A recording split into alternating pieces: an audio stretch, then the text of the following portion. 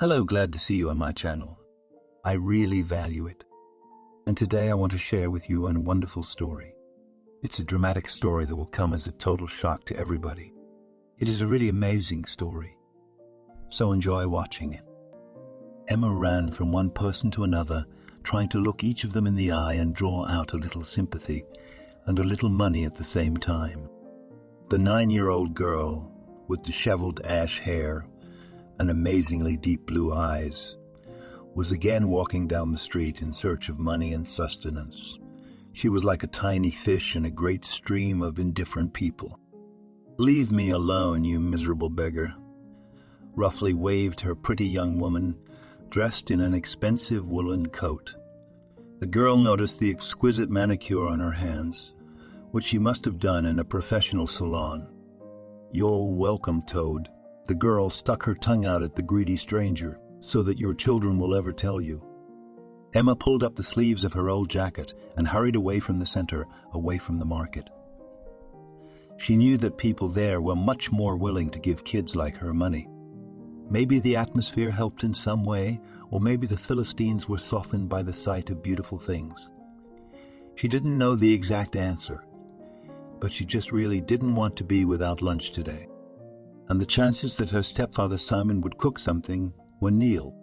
"Hey, Emma, how was your catch today?" Anxious to hear from the man as soon as she crossed the threshold of the hidden market complex. All the little waifs tended to wander here, and from there they scattered across the market like frightened mice. "Not much," the beggar said to her friend. The girl complained that there was a rich girl, but it turned out even a coin was a pity for her. Can you imagine? And she herself has a coat from a magazine and painted nails. "Don't worry." Victor patted me on the shoulder with a friendly pat. "So what if she's a fool, or one of our guys will take her for a ride?" That's the difference. You've got yourself into trouble. Victor smiled all over his mouth, showing a little gap between his front teeth, and then winked slyly. "You show it to me next time. I'll remember it, I swear." "No, I won't." "No, don't." But the girl shook it off, waving it away. "I don't know who she is. Maybe she's got a rich husband or something, or is she connected with the police? Let's not take any chances." She was dressed too nice. She was too well dressed to take revenge. "Suit yourself." The boy shrugged. "I meant well." Victor looked about 12. He and 5 other local orphans became instant friends with Emma. Together they often snuck out of class and then went straight to the town market, hoping to get candy and some cash. If it was a good day, they could go to a small delicatessen near the market where they got a lot of cakes and sweets, and then ate with them while walking in the park. If it was a bad day when they couldn't get anything, the poor kids would wander the streets half starved. Victor, as the mastermind of their little company, sometimes took the risk of stealing a foreigner or a tourist's purse. Emma didn't approve of his behavior, but she didn't condemn it either. At the orphanage where the children lived and studied, they were sometimes treated too harshly. The teachers there could not only shout at them, but also use a ruler or even a jump rope. Emma saw with her own eyes the terrible marks left on the body of her friend by these seemingly harmless objects. So this girl was well aware of how dear to him and the rest of the boys the taste of freedom, and the rest of the boys the taste of freedom, and the opportunity to escape, at least for a short time, from the cruel orphanage. And then, after all, they didn't even feed him much, let alone give him a chocolate bar or some candy in the afternoon. Victor was so hungry for sweets every time the boys managed to get them, devouring cakes and candy bars as if he'd eaten weeks in advance. Emma always felt sorry for him at such moments. She herself was by no means homeless. Emma lived in her stepfather Simon's apartment. The little apartment in a remote part of town was not so much a home for the girl as a night shelter to shelter her from the weather and the hardships of the next day. Simon drank a lot. It wasn't that he led a life of drunkenness, but he drank regularly. Because of that, their house was always full of people, and of course, alcohol. Emma he called to the girl in a husky voice as she tried to pass her stepfather's company as inconspicuously as possible. "What?" she asked each time with a frown, though she knew what would follow. "You're hanging around with your tramp friends anyway, so find me some money too." "You don't have to," the girl snapped back. "I've got nothing left from your last paycheck. I spent it all on beer and vodka." Simon's face immediately darkened with anger and the realization that his stepdaughter had grown up a long time ago and understood his way of life. He thundered his fist. "You still talk to me here," I said.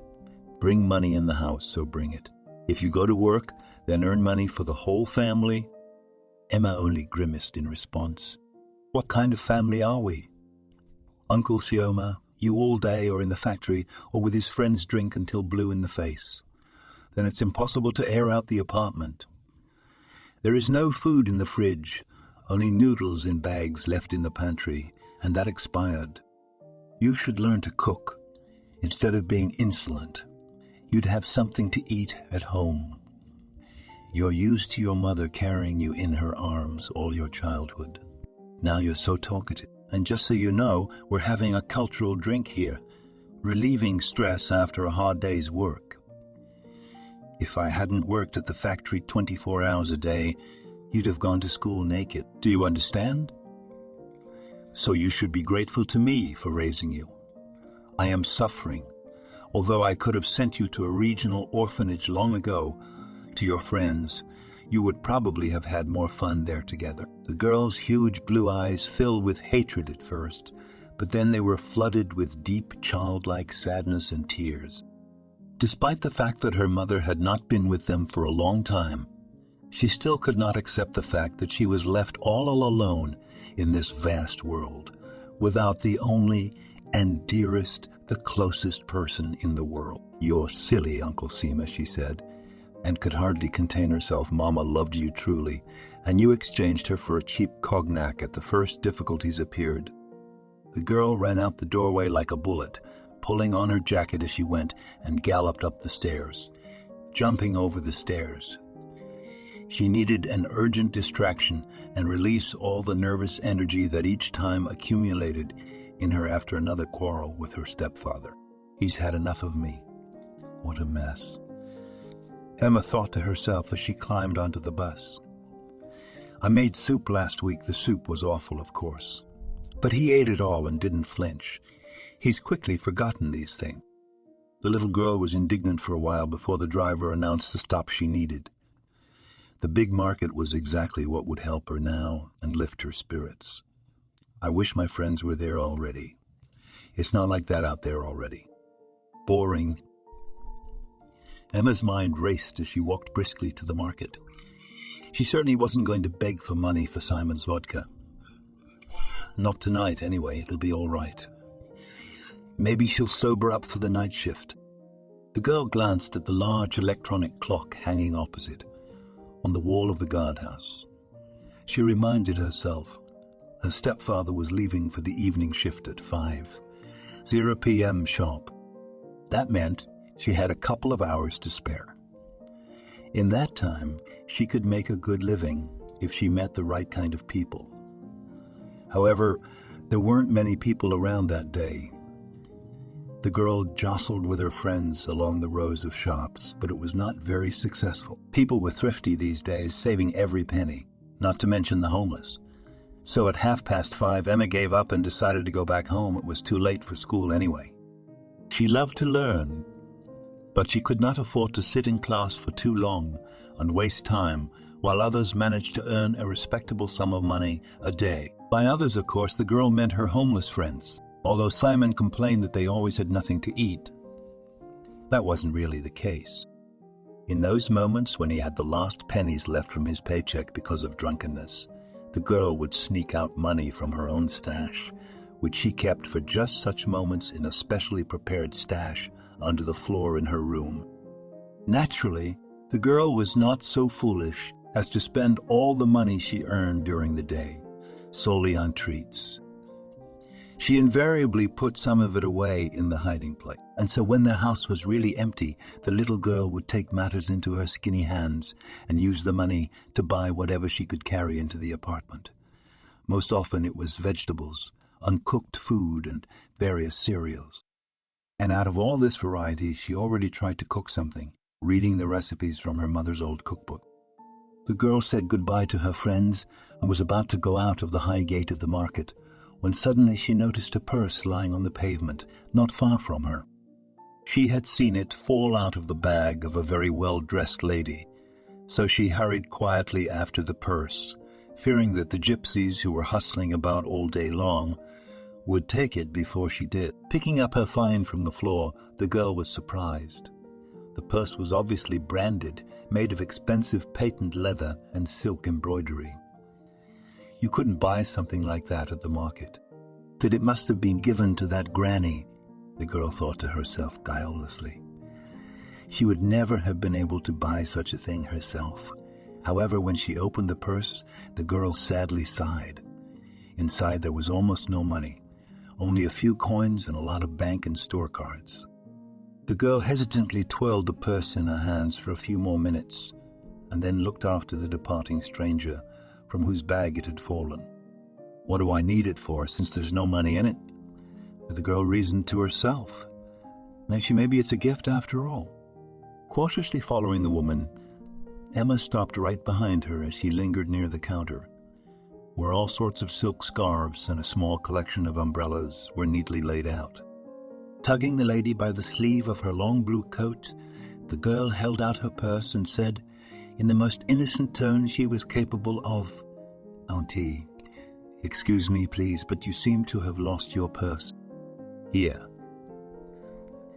Emma looked down in embarrassment as the woman turned around and looked at her with slightly surprised, but still very kind, eyes of a beautiful greenish hue. The lady looked a little over 60 and elegantly dressed in a small hat with a veil. She gave the impression of a visitor from the past. She seemed to come from the pages of some historical novel, which dealt with the rich noble families and their poor slaves, peasants. The girl knew about it because at that moment they were just studying these topics in the school literature classes. "Really, it's my purse." The stranger murmured slowly and gratefully accepted it from the girl's hands. "How could I have been so careless?" She was beginning to look for a hole in her own bag when Emma shrugged indifferently and turned to go home at last. "I don't know, Annie." "Things happen," the girl said in her last words. She had actually seen the purse fall out when the lady tried to take her gloves out of her purse. Wait. The lady suddenly stopped the girl, putting her hand on her shoulder. The girl instantly shrank into a lump, like a kitten caught stealing a sausage. Emma was frightened that the lady was about to accuse her of theft. She was afraid of what her stepfather would say if he knew. However, the lady only kindly asked, "Look, honey, aren't you hungry by any chance? If you don't mind, I'd like to buy you dessert as a thank you for your attentiveness. It's very rare these days for children to help other adults, and you've been so kind to me." Emma slowly turned around and peered intently into the woman's smiling face.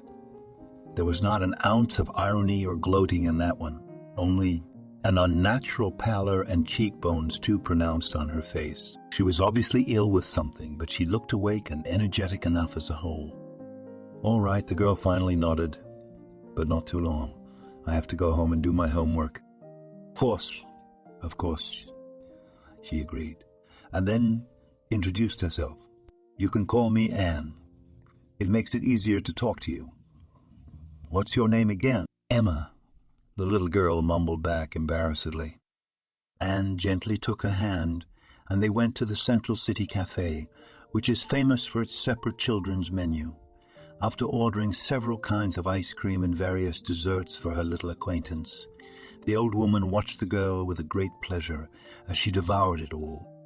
Of course, she lied about the lessons, but it was so nice to spend an extra hour or two in the company of such a kind and generous lady, unlike the young but terribly greedy girls whom Emma sometimes met on her way. Anne turned out to be a very polite and tactful person. She asked the girl almost no questions. She only asked who she lived with and whether she should order a cab for her so that she could get home quickly and comfortably. "Yes, I live with my stepfather," Emma told her. "But he's been drinking more and more, and he doesn't care about me. You don't need a cab up me. You don't need a cab. I can get home all by myself by bus. You've already thanked me, thank you." Emma did feel a little embarrassed that she was sitting here and feasting on this nice old woman.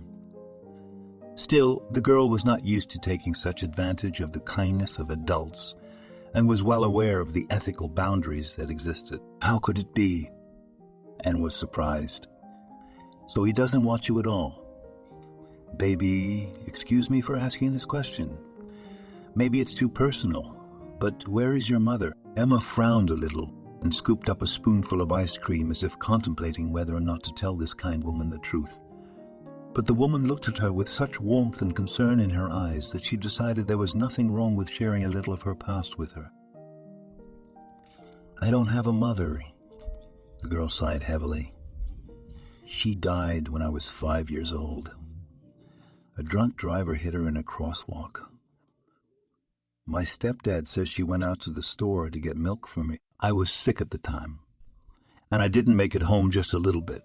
Emma never told anyone that all those years, deep in her childlike and innocent soul, she had blamed herself for her mother's death. It seemed to the girl that if she had been smarter then and had not untied the warm scarf on her way to kindergarten, she would not have fallen ill and thus would not have condemned her own mother to death. "Oh, honey." Anne shook her head sadly. "I feel so sorry for you. I'm so sorry. I didn't mean to make you talk about it." "That's all right. I'm almost used to it." Emma lied confidently and tried to smile. The girl noticed that her benefactor's face turned even more pale.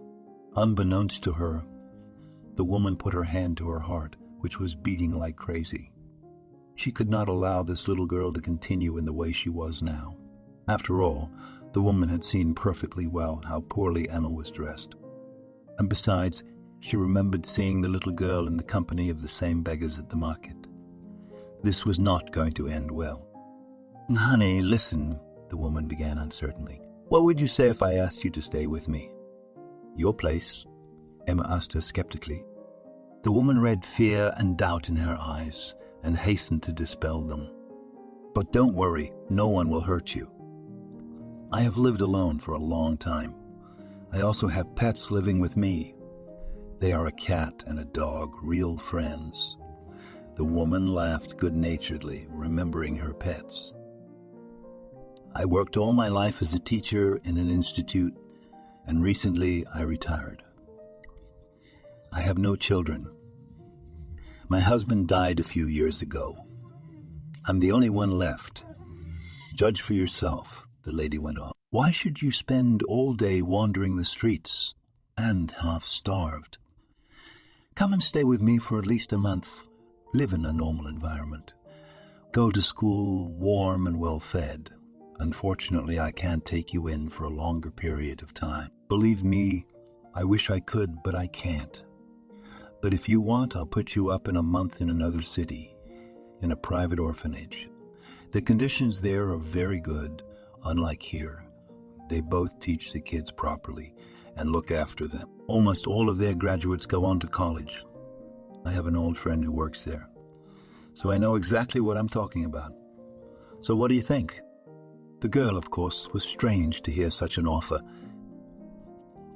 If this woman wanted to take her in, why only for a month? On the other hand, there are no other circumstances in her life. They were, after all, adults. They have their own problems. And the opportunity, at least for a while, to move from her stepfather into a house where there is even a cat and a dog seemed so tempting to the girl. "Anne, thank you," thanked Emma. "But I'm afraid my stepfather won't agree. He would never let me go just like that." In the woman's eyes, she read her determination, and determination with surprise. She confidently took the girl's hand and said, "It's okay, honey. With your stepfather, I will negotiate. He will be glad that you come to me, you'll see." Well, she sincerely admired the lady's firmness. Instead of an answer, Anne just smiled slyly. "And you do not worry, my dear. I've spent so many years working with students, honing my pedagogical talents. Believe me, I am very good at convincing people." She wondered what this kindest woman could do to make the girl's evil stepfather agree to let her go. After finishing the ice cream and sweets, Emma and the woman went to the girl's house. When they reached the third floor, Emma took the keys out of her jacket pocket to open the door. However, to the girl's amazement, as soon as she put the keys in the lock, the door rattled open. On the threshold stood an angry and obviously drunk stepfather. "You little bitch, where have you been?" Emma felt her wrists tremble with fear. "Why aren't you at work, Uncle Simon?" All the girl could say was, her stepfather mocked first her and then her stepdaughter's companion with a scornful look. "My shift was cancelled, that's why." "Where were you again all day? Did you bring money for vodka?" Emma hoped to get her guests some tea and wait for her stepfather from work. His second shift was usually short, only 4 hours. On those occasions, he usually came home sober, and on those rare occasions it was still possible to somehow agree with him. But apparently not today. "Excuse me, Simon, isn't that your name? I didn't get it wrong, did I?" Anne pointed it out to me. The man wanted to ignore her, thinking it was some kind-hearted neighbor from another entrance. But after a closer look, he noted with annoyance that he had not seen this woman in their shared yard before. "But I did. And then what?" "Who are you?" with a slurred tongue asked the stepfather. "Perhaps you would allow me and your daughter to come in? There I would explain everything," asked the lady politely. "Believe me, you will be interested in my proposal." It is difficult to say whether he understood the full meaning of what the woman was saying, but his insistence softened somewhat, and he staggered aside, making way for them to enter the apartment. "Please," he attempted a small bow, but he could hardly keep his footing and had to grab hold of the door jamb to keep from falling over. "Thank you," Anne said just as politely, and pushed Emma forward. The woman was struck by the poverty and disorder in the apartment. Emma was struck by the poverty and disarray of the apartment, and in the middle of the tiny living room, which was also the room of the stepfather himself, there was a coffee table with stale remains of yesterday's snack. The woman shuddered as she peered into the child's room from the corner of her eye. The lady was relieved beyond measure. It was evident that the little girl had kept a demonstrative order in her little space. All things were put away in the closet. The carpet was clean, books and textbooks stood neatly on a small hinged shelf above the bed. It was as if the girl was trying to contrast the perfect order of her room with the chaos that reigned in her stepfather's room and in her own life. "Well done," the lady whispered to the little girl with a nod to her room. "It was me who cleaned the day before yesterday," she answered in the same whisper. "Don't worry, I vacuum the living room too and take out the trash. But he's a pig, he's always—" The woman smiled understandingly, and at that moment a man appeared behind her back. "So will you tell me why, in fact, you have come to our humble abode? Keep in mind, if you are social services or whatever, I will not give you this girl. I'm entitled to a guardian's allowance until she comes of age. I'm a single father." He proudly punched himself in the chest. "I've worked my ass off to make sure that little booger has everything, but she's ungrateful. You don't have to go on. I see what you mean." The guest stopped the flow of his thoughts. "As a matter of fact, I'm not a guardian myself, but I wanted to talk to you about the same thing." She looked at the girl and then suddenly asked, "Honey, can I ask you to make us some hot tea? Because I have a sore throat from the road, And please close the door to the room behind you, will you? Your stepfather and I need to have a serious talk." The girl nodded slowly and complied with the lady's request. As soon as the door closed behind her, the guest got right to the point. "I think it makes no sense for us to waste each other's time. So please forgive me if my words seem a bit straightforward to you." The man looked at her suspiciously, then put his back against the wall and folded his arms across his chest. "I am listening very carefully," he said wryly. The lady took a few uncertain steps around the room and then stepped closer to the man. "My name is Anne. My husband was a famous scientist. He died a few years ago. Maybe you've heard of him. He was a chemist." "I don't recall," Simon responded briefly. "Well, that's too bad. It doesn't matter, though." The woman was very anxious, trying to find the right words. "You see, your girl, she's truly unique. It's a long time since I've met a child with such a really deep inner world and such a really deep inner world and such a complete view of life. The fact that she lives with you in such frankly not favorable conditions for further development. It is blasphemy and mockery of the child." The stepfather calmly shrugged his shoulders. "That's the way it is. That's the way we live. What business is it of yours? Or do you want to take her away from me, from these conditions?" The vein on the man's temple twitched a little as he read the positive answer in his guest's eyes. "I don't see where you're going with this," he asked her point blank. "You see, I am ill, very ill," she said, her voice cracking with worry. "The doctors say it's not too late for me to have an operation that might make me feel better, but to be honest, I don't have much faith in its success. I have a month left at most." "I'm very sorry for you," the alcoholic replied, scratching behind her ear. "But what do you want from me?" Anne clutched a small handkerchief in her hands and folded them in a prayerful gesture. "I want only one thing, to experience before I die what I have never felt in my whole life. I really want to be your girl's grandmother for just 1 month. I want to buy her dresses, dolls, toys, in a word, spoil her and tell her stories before she goes to sleep. I want to give her everything that the girl was deprived by such a cruel mockery of fate.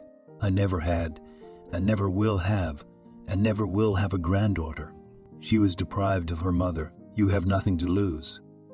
On the contrary, you no longer have to worry about the health and affairs of the girl. I'll take care of everything this month. Unfortunately, I can't adopt her because of her illness. I may not even be alive in a month. Why give the child false hope?" He studied the guest carefully, and as the gears in his head began to move, forcing to form a coherent picture of what he heard, the stepfather unwillingly said, "You make a beautiful stories," he said slowly, "about the granddaughter and the grandmother. You make a good one. Did the girl tell you how her mother died?"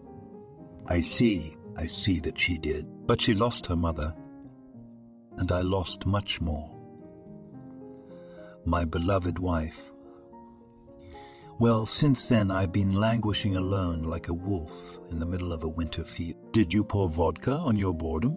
"Yeah, that's right. I'll never be able to take away this pain. But now you come here and want to take away the last memory of my wife." "But it's only for a month," the lady repeated. And then she added, "Believe me, I understood everything as soon as I saw you. And about your sadness. And in fact, I'm offering you a very good amount of money from myself. After all, originally."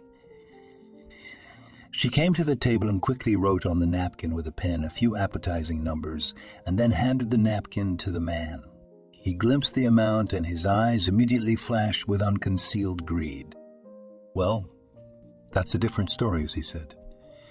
"Now I can see that you are a man to be dealt with. But may I ask where you got that kind of money?"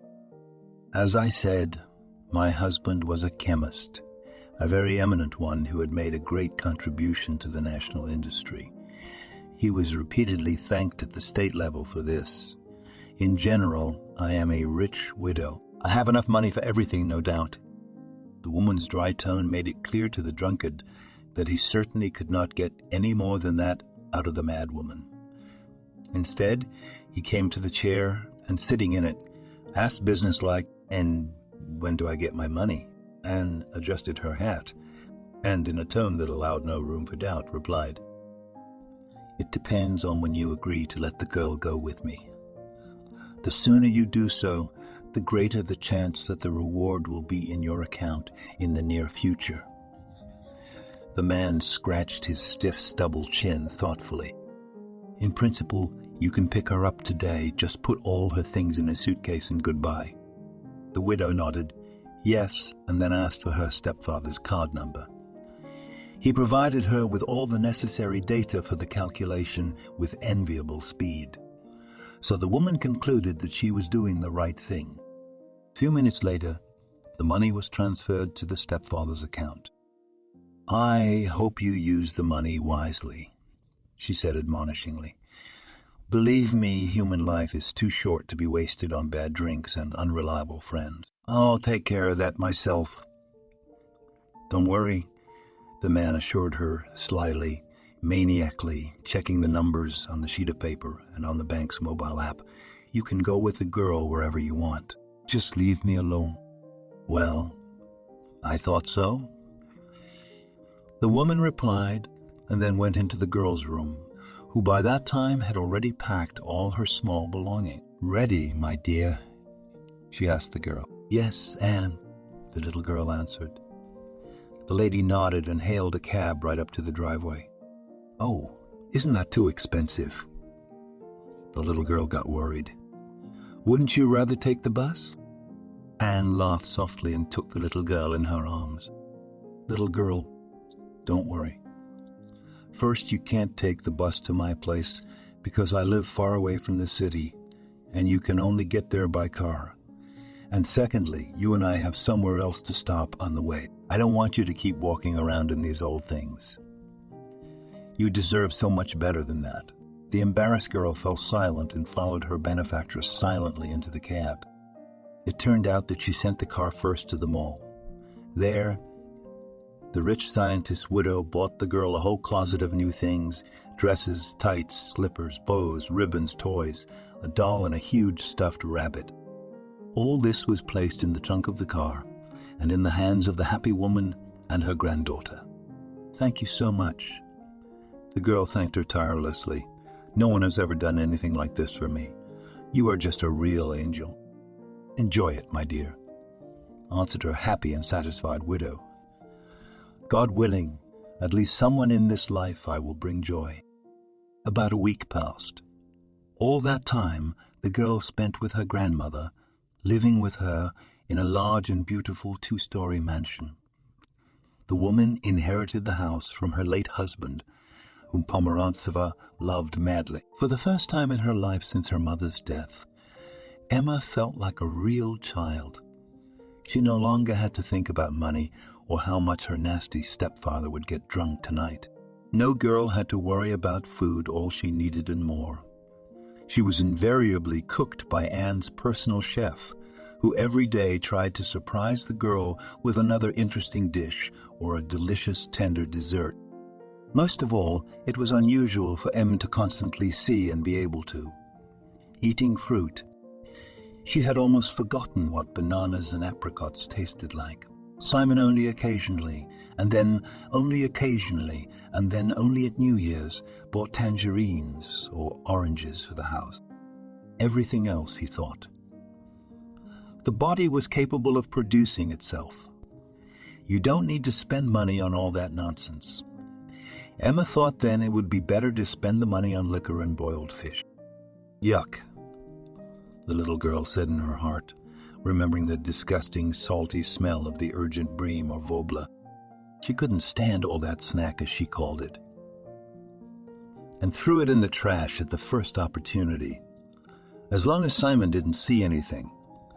Now the girl remembered it all like a bad dream. It is true what they say, children quickly forget all bad things, especially when they have the opportunity to live in good conditions, get enough food, and feel absolutely safe at the same time. Em spent all day playing with dolls and toys given to her and running around the house after the cat and dog. The mansion owner's pets caused the girl to have a special fit of tenderness and love. Emma had never had pets, and they would not have survived in the conditions in which she very recently had to live herself. Now she had the opportunity to stroke the fluffy cat and walk the cheerful Rottweiler, with whom she very quickly became friends, despite the fact that she had almost no experience of communication and care for animals before. In addition, she was back on a normal school schedule. The woman personally drove her to school every morning and picked her up after school. The girl was able to concentrate normally and quickly improve her knowledge in some of the subjects she had missed. She tried not to show her face to her friends yet. Who knows what they would think? It was unlikely that they would appreciate her unexpected leap out of poverty. The child did not want to lose her faithful friends, especially since the rich girl then immediately warned her that she would only have to live in a fairy tale for a month, and then everything would go back to normal, and she would be forced to continue living with her stepfather, or move to another city where she would be placed in a private orphanage. Frankly speaking, Emma was more inclined to the second option. But right now, she didn't want to think about anything but the fact that they were going to the theater tonight. Could she ever have imagined such a thing? Would I be allowed to wear my prettiest dress there? She asked her benefactress. And no one scolds me for that? No one, my good man. With a laugh, answered the rich lady. The theater exists in order to join the culture of beauty. And culture, as you know, begins with a hanger. But in our case, culture begins with an evening gown. Anne was trying on a new silk hat and attaching an exquisite brooch of pearls and silver to her future outfit. The girl was so excited that she twirled around the room, clapping her hands together in delight. The lady could hardly hold back a tear as she watched the girl's sincere delight. There was only one thing that bothered the elderly rich widow. Sometimes, when the little girl was flirting with the doll or brooding, she would begin to hum one very original song. Caught the leaf twirl outside the window. It'll still be just the two of us. When Anne heard this song for the first time, she thought she must have misheard it. However, the next time she listened, the woman got really excited. The fact that it was not just a song she knew. This song had been composed by the woman herself many years ago. She sang this lullaby to her daughter, who disappeared without a trace a few years ago. But how could an ordinary girl from a troubled family know the words of the song? The chemist's widow had no answer to that question. Convinced that it was the song she was singing, the lady nevertheless decided to ask the girl directly, her heart beating unnaturally hard again, as if she had just run a 100-meter marathon. "Honey," she called Emma to her. "Tell me, please, what is that song you keep humming? It's a very beautiful lullaby." I don't know," she shrugged. "My mother used to hum it to me when I was a little girl. I didn't sleep well at night, and when I heard that lullaby, it immediately became so calm and warm. I used to fall asleep to it. I must have it imprinted in my memory, and I don't always understand it myself." "And why do you ask, Aunt?" "Nothing." "It's all right." The woman tried to reassure her, though she herself was in complete shock at the moment. "I just have some things to think about." When she reached the kitchen with difficulty, she poured herself a glass of water and sat down to think. She felt foggy, and her illness came back at lightning speed. Could it be that this girl really was her own granddaughter? But that's impossible. The woman convinced herself, though on the other hand, how else could she have known about the lullaby but from her mother? What a miracle. Determined to test the truth for sure, the woman brought a picture of her as an adult from her daughter's room, in a picture inserted in a beautiful silver frame. Her cat was no more than 20 years old.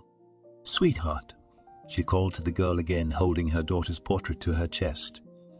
"Can I ask you something else?" Emma calmly approached the lady and gently stroked her hands. "Are you feeling unwell?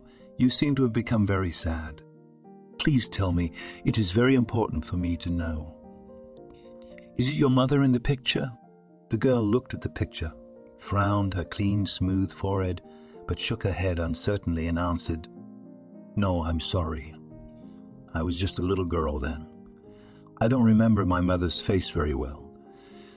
We had a couple of pictures at home, but my stepfather put them away. Maybe he threw them away.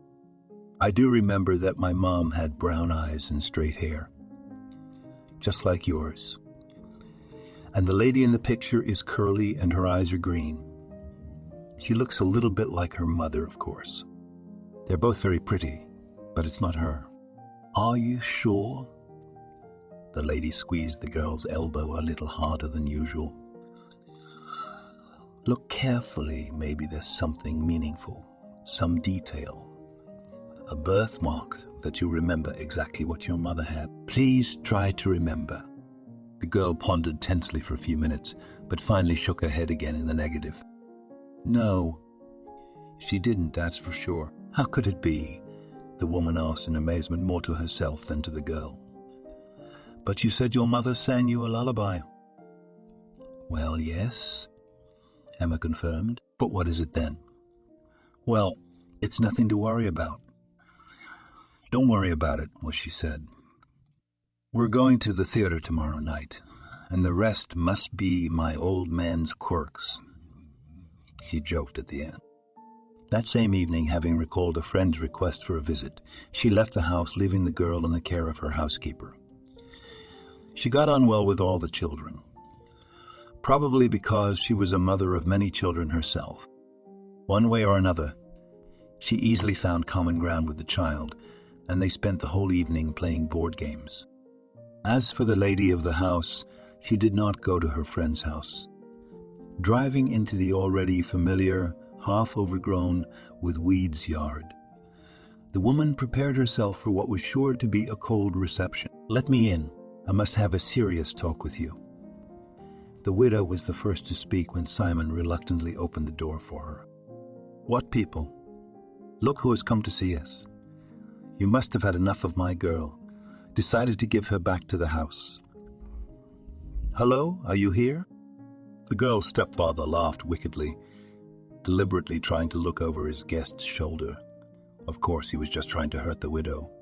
However, this time, the widow had no intention of being polite.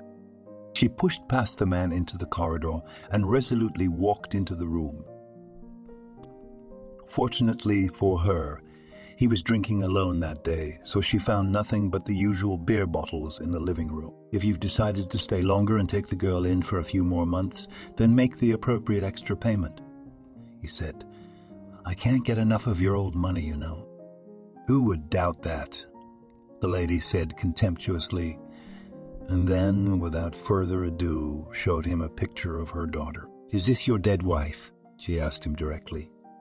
The stepfather stared at the photo but only smirked. The man denied any connection to the girl in the photo, and the lady left with nothing. The lullaby, long blonde hair from the girl's comb, and sealed it in a transparent sealed bag. After that, she did the same with her own, and then she took all the materials to the laboratory and ordered a DNA test to establish parentage. The clinic assured her that the results would be ready in about a week, and those few days of waiting were probably the most agonizing in the life of the elderly woman.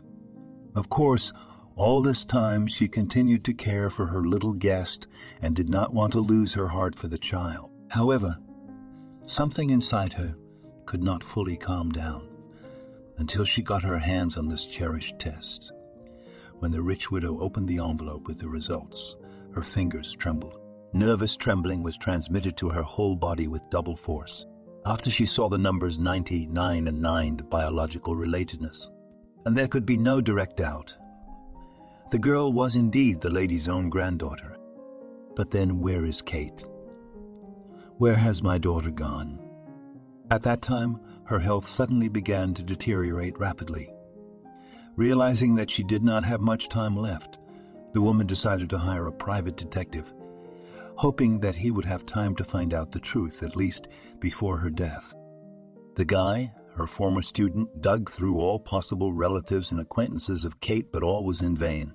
Realizing that at this point his search was over, the guy decided to try to come in from the other end and try to track down his daughter directly. To do this, he summoned all his connections in the agencies and began to wait for the information he needed for the next stage of the investigation. Anne, meanwhile, felt that her days were almost numbered. Only now she no longer wanted to die. She found a native granddaughter, a thread, and it gave the old woman's life a new impetus. "Are you sure you're ready to start preparing for surgery?" asked the rich widow the doctor when she called him and declared her intention. "I'm sure," the woman answered firmly. "You know, doctor, I kind of gave up early. It turns out that I have a granddaughter.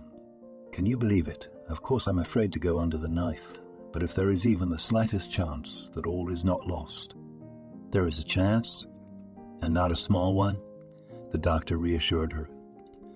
"You've missed a lot of time, of course, but in time, excuse me for that expression, turned on his head. We will operate on you in the next couple of days. Then you'll have a course of rehabilitation, and you should be fine. But please, don't let yourself go. At least think about your granddaughter. She really needs her beloved grandmother." Doctor's words somewhat cheered up the old lady, and she tried to look at tomorrow without fear. Her preparations for the operation began. The next couple of weeks, the detective literally dug the ground with his nose before he managed to get on the trail. To his amazement, but also his sincere joy, the young woman turned out to be alive. Kate now lived in another city, far away from where her mother and daughter were. The daughter of a widow became a novice in a nunnery, making amends for her sins and the sins of others. When the abbess announced to her that a certain young man had come to the convent to inquire about her, she was quite surprised. When she saw the detective, she was frightened at first, thinking it was someone from her past. But when he told her that he had been sent on a search by her own mother, she, not holding back tears, burst into tears. A little later, the young woman told the detective her own equally shocking story. "I was only 20. One at the time. Nun began her story 9 long years ago. A popular rock band came to our city, and all my girlfriends and I were crazy about it. Their lead singer was very handsome, and his voice was pure. Everyone fell in love with him. I was no exception. Except that he picked me out of 1,000 of his groupies. He confessed his love. He said he would marry me, and that we would write songs together and perform at concerts. Romantic, what can I say?" "Yes," agreed the detective. "And of course you believed him." "I believed him." Kate nodded. "Not only that, but I had a huge fight with my parents. I was so sure they didn't understand my true purpose or how much I loved the guy. Anyway, I ran away with him. Well, we didn't talk for long. He quickly found himself another chosen one. I was 4 months pregnant. He didn't want a baby. He said it would be bad for his creative energy. Anyway, he left me. What to do? Go back home? It's embarrassing. And I have to have the baby. It was too late to terminate the pregnancy. Somehow, I got to some backwater town, and there I gave birth to a baby girl. It's a shame. But then, I blamed the whole world for my misfortunes, thinking that everyone would be better off without me. I named her Emma right away. I thought it was a beautiful name." The nun paused for a second to wipe away her tears, and then he finished his story. "You see, I was 20, 1 year old. I didn't really know what I was doing. I couldn't even think about what I was going to do or how I was going to do or how I was going to feed my child. As a result, I decided that he would be better off without such a good-for-nothing mother. And in a moment of weakness, I took her to the orphanage. I put her in a little picture at the bottom of the basket. I put her in a little picture. At the bottom of the basket, I put a note with the name and the song about the sun and the dot. My mother sang it to me as a child, so I fell asleep well. But I had Emma in the same way. I only calmed down to it. I hoped the educators would have some use for it. The detective nodded, and it did come in handy. The foster mother adopted her shortly after you carried the baby to the door. The caregivers gave her a sheet with a song on it, and she kept humming throughout her infancy. The girl still sings that lullaby to herself. By it, your mother discovered that she and her daughter were possible relatives. Kate wept silently, sitting in her nun's cassock. Lord, forgive me. I've regretted giving her up 1,000 times since then. I dreamt about her all the time. My daughter, I was young and foolish. Then I was so sad that I went to a nunny. I thought I'd find peace of mind here. But where to? I wondered how she was. Who was she with? Well, everything is all right now. The detective tried to reassure her. She's with her grandmother now. By the way, she agreed to go into surgery. Last time, she told me that her condition is much better, and she's very much looking forward to your return. And the girl, I think, will be happy to finally see her own mother. Let's go, Kate said decisively. I've been here too long. It's time to go back to the world. My daughter's waiting for me. The boy admired the strength of spirit and determination of this young woman. Once, in a moment of despair, she did not do the best thing in her life, but since then she had spent many years in remorse, and therefore deserved to finally regain her maternal happiness. A couple of days later, mother and daughter were already visiting grandmother in the hospital. She and her daughter made up. Why, after all these years, would they want to revive the past and remember the wrongs of the past? Emma was surprised, but still immensely happy to find her mother. And how happy Kate was. She covered the girl's face endlessly with kisses. The grandmother soon recovered, but did not cease to say that the granddaughter and the found daughter gave her faith in healing. Now they all live together in the mansion and enjoy every day together. Kate, on the other hand, began dating her mother's student. The detective then immediately fell in love with the nun, but did not show, especially since it was not up to it. Now they are officially in a relationship and treat each other with love and respect. Their mother blessed the couple. She hopes very much that their granddaughter will have a brother or sister in the near future. Life for them has gained real meaning and has become full of light feelings and joy.